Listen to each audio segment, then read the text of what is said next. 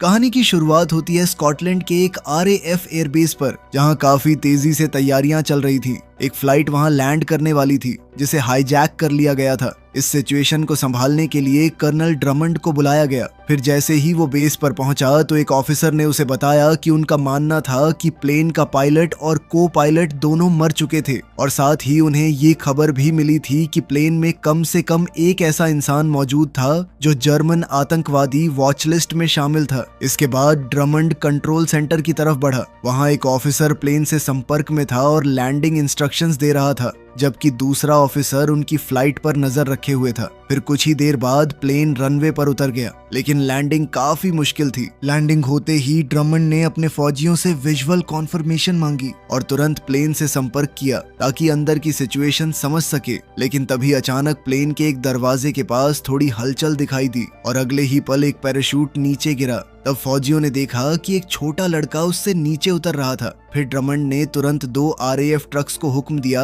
कि वो लड़के को वहां से सुरक्षित ले आए। इसी बीच उन्हें कॉकपिट के अंदर एक और इंसान नजर आया। ड्रमंड ने तुरंत रेडियो पर चेतावनी दी कि अगर उसने कोई गलत कदम उठाया तो फौजी तुरंत फायरिंग शुरू कर देंगे। फिर उसने उस आदमी को पायलट सीट पर बैठने और धीरे धीरे अपने हाथ ऊपर करने को कहा, लेकिन उस आदमी ने बस इतना कहा कि उसे प्लेन से बाहर आने दिया जाए ताकि वो सब कुछ समझा सके। वो बार बार दावा कर रहा था कि वो आतंकवादी नहीं था। फिर कुछ देर बाद ड्रमंड ने अपनी ट्रांसलेटर को उस लड़के से बात करने भेजा। उस लड़के का नाम टॉम था और उस वक्त डॉक्टर्स उसका चेकअप कर रहे थे, लेकिन ट्रांसलेटर को उससे कुछ खास पता नहीं चला क्योंकि टॉम पूरी तरह शॉक में था। फिर हम एक दिन पहले की कहानी देखते हैं। एक होटल कमरे में टॉम की माँ सोफी बाथरूम में फ्लाइट के लिए तैयार हो रही थी। थोड़ी देर बाद उसने न्यूयॉर्क में मौजूद अपने डॉक्टर से फोन पर बात की, जहां वो टॉम के साथ अपनी खुफिया बीमारी का इलाज करवाने जाने वाली थी। उधर टॉम ने उन्हें बताया कि उसने उनका सामान चेक कर लिया था। फिर रात के वक्त दोनों एयरपोर्ट पहुंचे। सोफी अपने बेटे से मिली और उसके बाद दोनों सिक्योरिटी चेक पार करके वेटिंग एरिया की तरफ बढ़ गए। लेकिन फ्लाइट से पहले सोफी वॉशरूम चली गई। वहां सोफी ने अपना दवाई का बैग खोला और एक सिरिंज में दवा भरने लगी। उसके बाद उसने बॉटल से कुछ पिया और तुरंत उस ड्रिंक का असर उसके शरीर पर दिखने लगा। फिर उसने वो सिरिंज अपने अंदर इंजेक्ट कर ली। उधर वेटिंग रूम में फरीद फोन पर बात कर रहा था। तभी टॉम उससे बात करने लगा। दोनों के बीच काफी अच्छी बातचीत हुई और फिर फरीद ने उससे पूछा कि उसकी माँ कहाँ थी। खैर कुछ देर बाद सोफी भी वहां आ गई और फिर दोनों प्लेन के अंदर जाकर अपनी सीट्स पर बैठ गए। इसी बीच मेन एयर होस्टेस कॉकपिट में गई और उसने पायलट और को पायलट बास्टियन से पूछा कि क्या उन्हें कॉफी चाहिए। उसके बाद वो कॉफी लेने के लिए एयर होस्टेस स्टेशन की तरफ बढ़ गई। फिर उसने 8 बॉल को फर्स्ट क्लास में बैठे एक बदतमीज पैसेंजर को हैंडल करने को कहा। खैर कुछ ही देर में प्लेन ने जर्मनी से टेक ऑफ किया और सीधे US की तरफ निकल पड़ा। इसके काफी घंटों बाद सोफी वॉशरूम से अपनी सीट पर वापस आई। वो अपनी नोटबुक में कुछ लिख रही थी कि तभी उसे अंदर अपनी और अपने पति की एक तस्वीर मिली। तस्वीर देखते ही उसे पुराने दिन याद आने लगे थे। उसकी यादें एक आम परिवार के माहौल से शुरू हुई, लेकिन धीरे धीरे हालात काफी खतरनाक बन गए। वो और उसका पति अपने छोटे बच्चे के साथ किसी सुनसान जगह पर फंस गए थे। तब मदद लाने के लिए उसका पति वहां से चला गया, जबकि सोफी बच्चे के साथ वहीं रुक गई। खैर फिर इधर फ्लाइट में सोफी ने महसूस किया कि प्लेन के सामने वाले हिस्से में कुछ गड़बड़ चल रही थी। 8 बॉल एक गुस्सैल पैसेंजर को कंट्रोल करने की कोशिश कर रहा था कि तभी एक एयर मार्शल ने आकर उस आदमी को काबू किया। फिर कुछ ही पल बाद दूसरा एयर मार्शल भी उनके पास आ गया, लेकिन असली शौक अभी बाकी था। जब दोनों मार्शल्स उस यात्री से बात कर रहे थे, तब 8 बॉल ने अचानक चाकू निकाला और दूसरे मार्शल को मार डाला। उसी वक्त वो पैसेंजर पहले मार्शल पर टूट पड़ा। फिर 8 बॉल ने पूछा कि तीसरा एयर मार्शल कहाँ था। जैसे ही उसे खबर मिली, उसने अपने एक आदमी को उसे मारने भेज दिया। फिर कर्टिज ने तीसरे मार्शल को मारकर उसकी बंदूक ले ली और वापस 8 बॉल के पास आ गया। लेकिन उसके बाद जो हुआ उसने काल तक को हिला दिया। 8 बॉल ने बचे हुए मार्शल को बहुत ही बेरहमी से मार डाला था। दूसरी तरफ सोफी को महसूस होने लगा कि प्लेन में कुछ बहुत गलत हो रहा था। तभी अचानक 8 बॉल यात्रियों के पास वापस आया और सबको अपनी सीट्स पर बैठे रहने को कहा और साथ ही उनकी तरफ बंदूक तान दी। अगले ही पल उसके बाकी साथी भी सामने आ गए और सब यात्रियों को जबरदस्ती प्लेन के पिछले हिस्से की तरफ भेजने लगे। वहीं दूसरी ओर बर्ग कॉकपिट के पास गया और उसने दरवाजा खटखटाया। जैसे ही बस्टियन ने दरवाजा खोला तो बर्ग ने उसे बताया कि मैंने पहले ही पायलट को मार दिया है। इसके बाद हाईजैकर्स ने हैच खोला और पायलट की लाश को सीधे प्लेन के नीचे वाले लेवल में फेंक दिया। उसके बाद बर्ग ने यात्रियों के लिए ऐलान किया। उसने सबको बताया कि अब प्लेन उनके कब्जे में था और सब यात्रियों को हुक्म दिया कि वो अपने हाथ सामने वाली सीट पर रखें। उधर दाढ़ी वाला आदमी यूरी ब्लैक बॉक्स के पास गया और उसे रीप्रोग्राम करने लगा। काम खत्म होते ही उसने कॉकपिट में जाकर बर्ग को इसके बारे में बताया। फिर को पायलट ने ट्रेन का रूट मोड़ दिया। वहीं दूसरी तरफ टॉम अपनी माँ के लिए डर रहा था, मगर सोफी ने उसे शांत रहने को कहा। लेकिन फिर भी टॉम ने प्लेन का प्लान देखकर उसे एक ऐसी जगह बताई जहां वो धूप से बच सकती थी। इसी बीच कर्टिस फैरिड को सीट से उठाकर प्लेन के आगे की तरफ ले गया, जबकि कार्ल 8 बॉल को शांत करने की कोशिश कर रहा था। मगर तभी टॉम चुपके से अपनी सीट से निकल गया। अब सोफी भी तुरंत उसके पीछे भागने लगी, लेकिन 8 बॉल भी उनके पीछे आ गया और फिर उसने टॉम के सामने ही सोफी को गोली मार दी। ये देखकर बेचारा टॉम पूरी तरह टूट गया था। फिर 8 बॉल ने उस लड़के को पकड़ लिया, लेकिन कार्ल ने बीच में आकर टॉम को वापस उसकी सीट पर बैठा दिया और उसे वहीं चुपचाप बैठे रहने को कहा। फिर थोड़ी देर बाद बर्ग और कर्टिस कॉरिडोर में मिले और कर्टिस ने उसे बताया कि अभी क्या हुआ था। ये सुनते ही बर्ग सीधे 8 बॉल के पास पहुंचा और उसे चेतावनी दी कि अगर उसने दोबारा ऐसा कुछ किया तो वो उसे खुद मार डालेगा। लेकिन फिर भी उसने सोफी की मौत को बाकी यात्रियों के लिए एक धमकी की तरह इस्तेमाल किया। इसके बाद कहानी फ्लैशबैक में चली गई। हम देखते हैं कि सोफी अपने बच्चे के साथ गाड़ी में बैठी थी और अपने पति का इंतजार कर रही थी, जो मदद लाने गया था। काफी देर तक इंतजार करने के बाद सोफी खुद गाड़ी से बाहर निकली और जंगल के अंदर अपने पति के पैरों के निशान के पीछे चलने लगी। फिर कुछ देर बाद उसे एक सुनसान घर दिखाई दिया। उसे लगा शायद उसका पति अंदर हो, मगर जैसे ही वो घर के अंदर गई उसने जमीन पर खून देखा। वो उस खून का पीछा करते हुए बेसमेंट की तरफ बढ़ने लगी कि तभी अचानक एक वैम्पायर अंधेरे से बाहर निकला और उसके पीछे भागने लगा। बेचारी सोफी ने किसी तरह बेसमेंट में खुद को बंद कर लिया, लेकिन अंदर जाकर उसके होश उड़ गए क्योंकि वहां उसका पति मरा हुआ पड़ा था। उसी वक्त वो वैम्पायर बेसमेंट की खिड़की तोड़कर अंदर घुसने की कोशिश करने लगा। सोफी ने उसे रोकने की कोशिश की, लेकिन फाइट के दौरान वैम्पायर ने उसे काट लिया और अगले ही पल सूरज की रोशनी पड़ते ही वो वैम्पायर जलकर मर गया। फिर अचानक सोफी की आंख खुली और वो वापस प्लेन में थी और अब भी जिंदा थी। फिर कुछ देर बाद सोफी को प्लेन के होल्ड एरिया से कुत्तों की आवाजें सुनाई दी तो वो हैच के जरिए नीचे उतर गई। उधर बर्ग फरीद और 2 आदमियों को जबरदस्ती एक आतंकी मैसेज पढ़ने पर मजबूर कर रहा था। इधर होल्ड में कर्टिस और यूरी बॉम्ब बनाने के लिए सामान ढूंढने नीचे आए थे कि तभी सोफी एक गाड़ी के नीचे छुप गई। जल्द ही यूरी बॉम्ब सेट करने लगा। उसी वक्त सोफी एक कुत्ते तक जा पहुंची और उसका खून पीने लगी। वो कुत्ता इतनी जोर जोर से आवाजें करने लगा कि यूरी परेशान हो गया और वापस होल्ड एरिया में आ पहुंचा। लेकिन जैसे ही उसे गाड़ी के पीछे छुपी सोफी दिखी तो सोफी तुरंत उस पर टूट पड़ी और उसे मार डाला। उसी वक्त फरीद भी पैसेंजर्स के बीच आ गया और सीधा टॉम के बगल में जाकर बैठ गया। दूसरी तरफ सोफी का शरीर तेजी से वैम्पायर फॉर्म में बदलने लगा था। उसे महसूस हुआ कि उसके दांत बाहर निकल रहे थे। वो तुरंत अपनी दवाई ढूंढने लगी और इंजेक्शन तैयार करने लगी। लेकिन तभी उसने बर्ग को यूरी से बात करते सुना। बर्ग कह रहा था कि जंप में सिर्फ 10 मिनट बचे थे। ये सुनते ही सोफी वापस यूरी की लाश के पास गई और उसका खून पीने लगी। इससे उसका शरीर और भी तेजी से बदलने लगा। फिर वो धीरे धीरे प्लेन के मेन सेक्शन की तरफ लौट आई। उधर हाईजैकर्स ने यात्रियों से झूठ बोला कि अगर किसी ने अपनी सीट छोड़ी तो वो जहरीली गैस रिलीज कर देंगे। उसके बाद सब होल्ड एरिया में गए जहां उन्हें यूरी की लाश मिली। उसके पास एक कुत्ता खड़ा था जिसे सोफी ने जानबूझकर छोड़ दिया था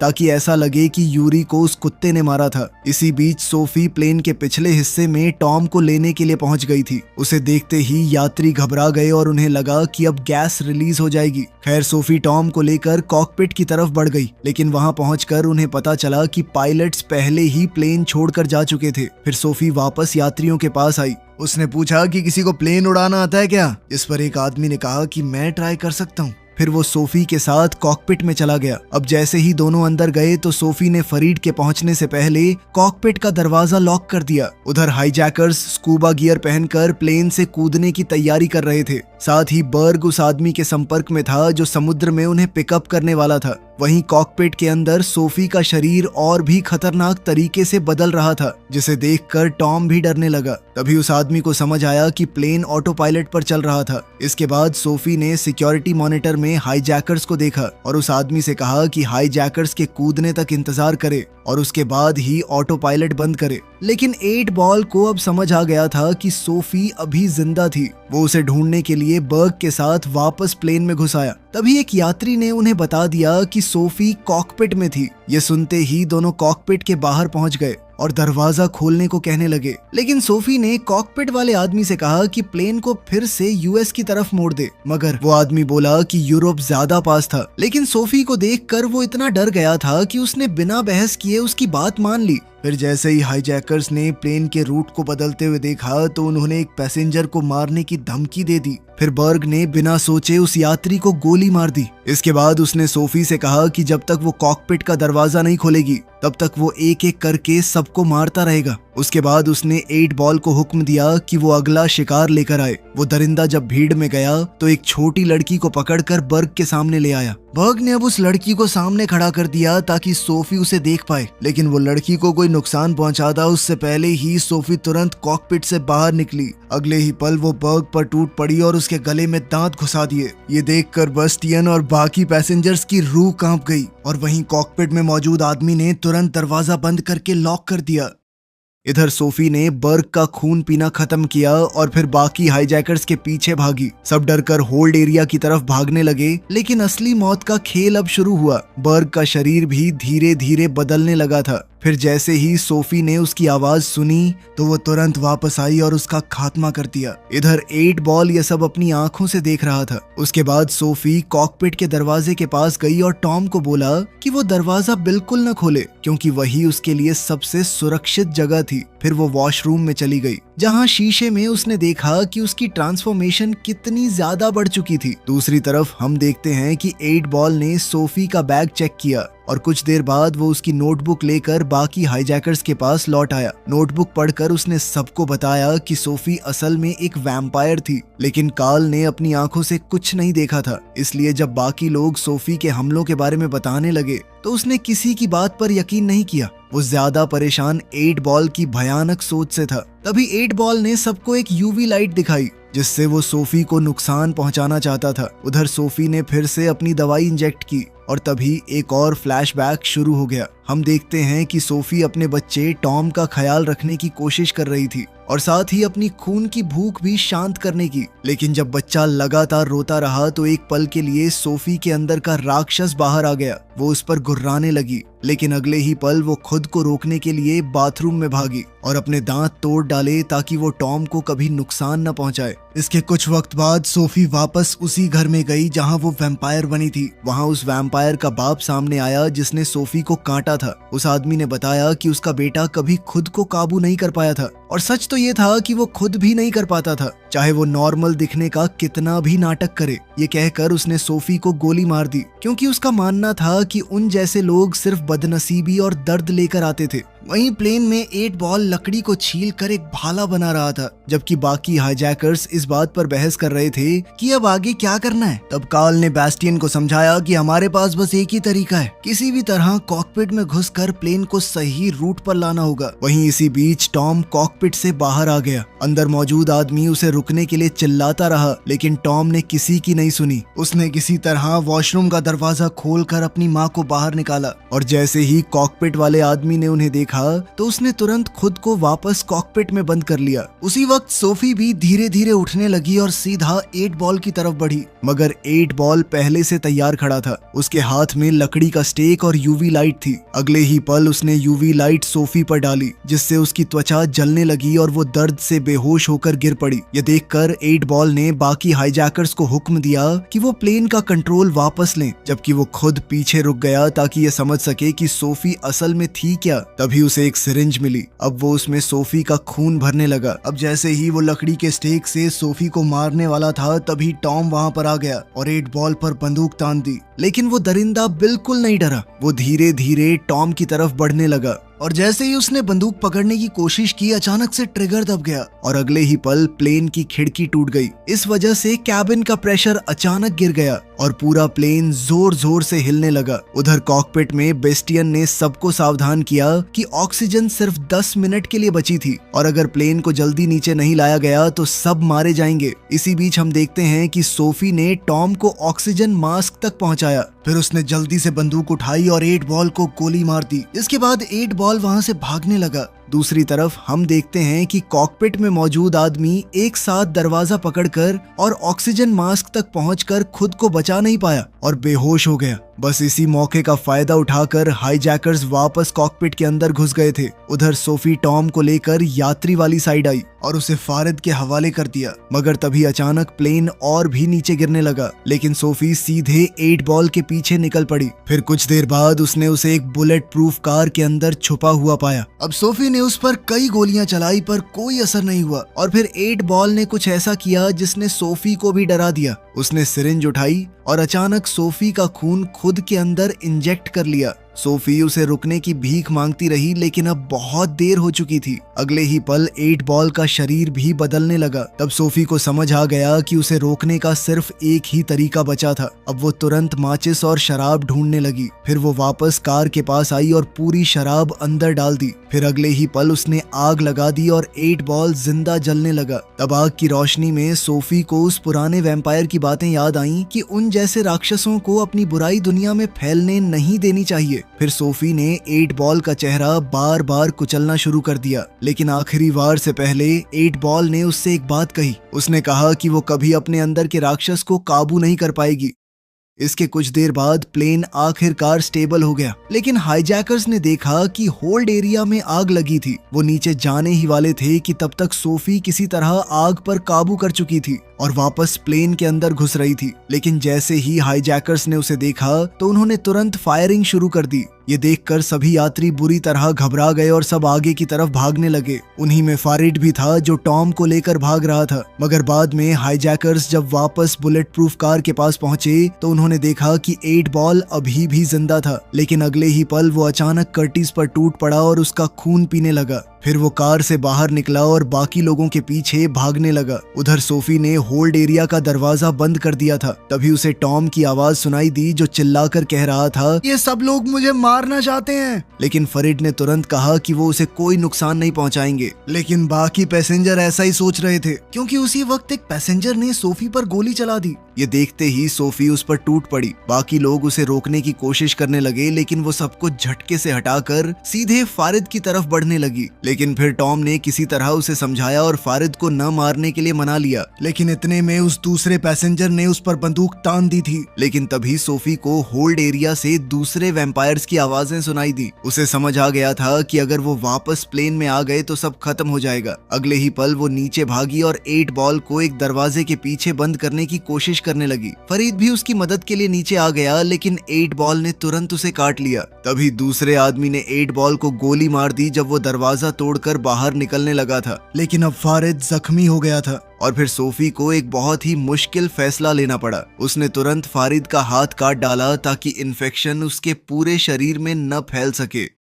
इसी बीच नीचे से कर्टिस, जो पूरी तरह से वैम्पायर बन चुका था, प्लेन में घुसने की कोशिश कर रहा था। लेकिन सोफी ने किसी तरह कर्टिस और 8 बॉल दोनों को खत्म कर दिया और एयर होस्टेस को वैम्पायर बनने से बचा लिया। उसके बाद वो वापस यात्रियों के पास गई जहां उसे बस्टियन मिला। फरीद भी सबको समझा रहा था कि सोफी उनकी मदद कर रही थी। फिर सोफी बस्टियन को लेकर कॉकपिट में गई। वहां बस्टियन ने बताया कि फ्यूल बहुत कम बचा है और उन्हें जल्दी से पास में एयरपोर्ट ढूंढकर लैंडिंग करनी पड़ेगी। इसके बाद फरीद और टॉम ने सोफी को समझाया कि वो कॉकपिट के नीचे वाली अंधेरी जगह में चली जाए, जबकि फरीद खुद बस्टियन के साथ वहीं रुक गया। फिर कुछ देर बाद जैसे ही पायलट का संपर्क पास के RAF एयरबेस से हुआ तो उसने उन्हें बताया कि प्लेन हाईजैक हो गया था, लेकिन उन्होंने जैसे तैसे हाईजैकर्स को हराकर कार्गो होल्ड में बंद कर दिया था। वहीं दूसरी तरफ टॉम अपनी माँ की दवाई ढूंढने के लिए ऊपर चला गया और तभी यात्रियों को होल्ड एरिया से वैम्पायर्स की खौफनाक आवाजें सुनाई देने लगी। उनमें से एक जख्मी पैसेंजर, जो कि वैसे भी मरने ही वाला था, खुद वैम्पायर्स के पास चला गया। उसने 8 बॉल को आजाद कर दिया और खुद को काटने के लिए बोला। लेकिन 8 बॉल ने तो उसकी तरफ देखा तक नहीं। वो सीधे भागकर बाकी यात्रियों पर टूट पड़ा। सोफी और फारिड ने देखा कि हर तरफ सिर्फ चीखें और खौफनाक मंजर था और बाकी यात्री जान बचाने के लिए कॉकपिट का दरवाजा तोड़ने की कोशिश कर रहे थे, मगर बेस्टियन ने कॉकपिट का दरवाजा खोलने से सीधे मना कर दिया। तब सोफी को समझ आ गया था कि प्लेन को लैंड करवाना बहुत खतरनाक होगा, क्योंकि अगर वैम्पायर्स बाहर निकल गए तो सब बर्बाद हो जाएगा। लेकिन फरीद का मानना था कि उन्हें प्लेन लैंड करना चाहिए और उसके बाद उसे बॉम्ब से उड़ा देना चाहिए। बस इसी प्लान के साथ वो दोनों फ्यूल टैंक के पास गए ताकि बॉम्ब सेट कर सके। अब वहां उन्हें डेटोनेटर तो मिल गया, लेकिन टाइमर मिसिंग था। हालात समझते हुए सोफी खुद को कुर्बान करने को तैयार हो गई। उसने कहा कि जब सब प्लेन से बाहर निकल जाएंगे तब वो खुद ब्लास्ट करेगी। लेकिन टॉम अपनी माँ को मरने के लिए छोड़ने को तैयार नहीं था। अगले ही पल वो यूवी लाइट लेकर होल्ड एरिया की तरफ भाग गया ताकि हाईजैकर्स का टाइमर ढूंढ सके। नीचे पहुंचते ही वैम्पायर्स उसके पीछे पड़ गए, लेकिन टॉम किसी तरह सबसे बचता हुआ आगे बढ़ता रहा। आखिरकार उसे सही टाइमर मिल गया और वो लेकर कॉकपिट की तरफ लौटने लगा। लेकिन तभी वैम्पायर्स ने उस पर हमला कर दिया और उसके हाथ से यूवी लाइट गिर गई। इधर कॉकपिट से सोफी यह सब देख रही थी और अगले ही पल वो टॉम को बचाने के लिए भाग पड़ी। जाने से पहले उसने बैस्टियन से पूछा कि प्लेन सही डायरेक्शन में जा रहा है ना। बैस्टियन ने बताया कि प्लेन ऑटो पायलट पर है और अब एयर ट्रैफिक कंट्रोल वालों की मदद से कोई भी सुरक्षित लैंडिंग करवा पाएगा। तब सोफी फेरिड की तरफ मुड़ी और उससे वादा लिया कि वो हमेशा टॉम का ख्याल रखेगा। उसके बाद उसने बास्टियन का खून पीना शुरू कर दिया, क्योंकि वो जानती थी कि अब वो पूरी तरह वैम्पायर बनने वाली थी। दूसरी तरफ टॉम को वैम्पायर्स ने घेर लिया था। तभी 8 बॉल ने उसकी चीख सुन ली और उसे अपना शिकार बनाने का ऐलान कर दिया। लेकिन उसके टॉम तक पहुंचने से पहले ही सोफी उस पर टूट पड़ी और फिर होल्ड एरिया में दोनों वैम्पायर्स के बीच खतरनाक फाइट शुरू हो गई। फाइट के दौरान 8 बॉल ने सोफी को काट लिया, लेकिन तब टॉम को एक खतरनाक आइडिया आया। उसने होल्ड का दरवाजा खोलकर प्रेशर ब्लास्ट करने का प्लान बनाया ताकि सोफी 8 बॉल को बाहर धकेल सके। इसी बीच कॉकपिट में फरीद ने देखा कि टॉम नीचे अकेला फंस गया था और तभी 8 बॉल किसी तरह वापस प्लेन के अंदर आ गया और सीधे टॉम की तरफ बढ़ने लगा। इधर हालात देखते ही फरीद ने ऑटो पायलट बंद कर दिया और पूरे प्लेन को एक साइड टिल्ट कर दिया। अगले ही पल सूरज की रोशनी सीधे 8 बॉल पर पड़ी और वो जलकर मारा गया। उधर टॉम ने अपनी माँ को बचाने के लिए अपना ही खून उसे पिला दिया। कुछ पल बाद सोफी होश में आ गई, लेकिन अब वो मुश्किल से खुद को कंट्रोल कर पा रही थी। वो बार बार टॉम पर हमला करने वाली थी, इसलिए उसने खुद ही उसे दूर धकेल दिया और रेंगते हुए वापस होल्ड एरिया में चली गई। इसके बाद RAF बेस पर हम देखते हैं कि टॉम बार बार ट्रांसलेटर से कह रहा था कि फरीद को बचा लो, लेकिन वो रेसिस्ट ऑफिसर कहने लगी कि फरीद मेरे लिए बस एक आतंकवादी है और कुछ नहीं। मगर टॉम बार बार उन्हें समझाने की कोशिश कर रहा था कि उसे वैम्पायर से बचाना बहुत जरूरी है, वरना सूरज ढलने के बाद सब खत्म हो जाएगा। लेकिन किसी ने उसकी बात पर ध्यान नहीं दिया। आखिरकार डॉक्टर्स ने उसे नशे की दवा देकर बेहोश कर दिया और ड्रमंड ने फिर से पूरी कमांड संभाल ली। उसने अपने फौजियों को रुकने का हुक्म दिया, जबकि प्लेन के अंदर वैम्पायर्स बची हुई लाशों पर टूट पड़े थे। दूसरी तरफ फौज लगातार फरीद से संपर्क करने की कोशिश कर रही थी। वो उसे खुद को फौज के हवाले करने को कह रहे थे, लेकिन कोई भी उसकी बात समझ नहीं पा रहा था। फरीद बार बार उन्हें सावधान करता रहा, लेकिन किसी ने उसकी मिन्नतें नहीं सुनी और फिर फौज ने उस पर फायरिंग कर दी। उसके बाद फौजी प्लेन के अंदर जा घुसे और फरीद को बाहर खींच लाए ताकि वो प्लेन ब्लास्ट न कर सके। लेकिन उन्हें बिल्कुल अंदाजा नहीं था कि अंदर उनका सामना किससे होने वाला था। उधर टॉम को हॉस्पिटल ले जाया जा रहा था, लेकिन रास्ते में ही उसने वो दवा उठाई जो उसके लिए रखी गई थी और पैरामेडिक को इंजेक्ट कर दिया। फिर उसने अपना टेडी बेयर उठाया और चलती गाड़ी से सीधे बाहर कूद गया। अगले ही पल वो पूरी तेज रफ्तार से प्लेन की तरफ भागने लगा। दूसरी तरफ फौजी जैसे ही प्लेन के अंदर घुसे तो वैम्पायर्स ने उन पर हमला कर दिया। फरीद उन्हें सावधान करता रहा, लेकिन अब बहुत देर हो चुकी थी। मगर कुछ पल बाद फरीद ने ट्रक के पीछे से टॉम को देखा। वो उसे आवाज देता रहा, लेकिन टॉम तक उसकी आवाज पहुंच ही नहीं पाई। जैसे ही टॉम प्लेन के पास पहुंचा तो उसने अपनी माँ को एक फौजी का खून पीते हुए देखा। वो जोर से उसे पुकारने लगा, लेकिन अब सोफी पहले जैसी नहीं रही थी और उसी पल टॉम को समझ आ गया कि उसकी माँ सच में खो चुकी थी। फिर उसने बिना एक पल सोचे प्लेन को उड़ा दिया। इतना जबरदस्त धमाका देखकर ड्रमंड और उसके फौजी भी दंग रह गए। आखिरकार फरीद अपनी बची कुची ताकत से मलबे के पास पहुंचा, जहां टॉम अकेला खड़ा था और फिर दोनों एक दूसरे को गले लगाकर रो पड़े। वीडियो पसंद आई तो लाइक कर देना, चैनल को सब्सक्राइब कर लेना। मिलते हैं अगली वीडियो में।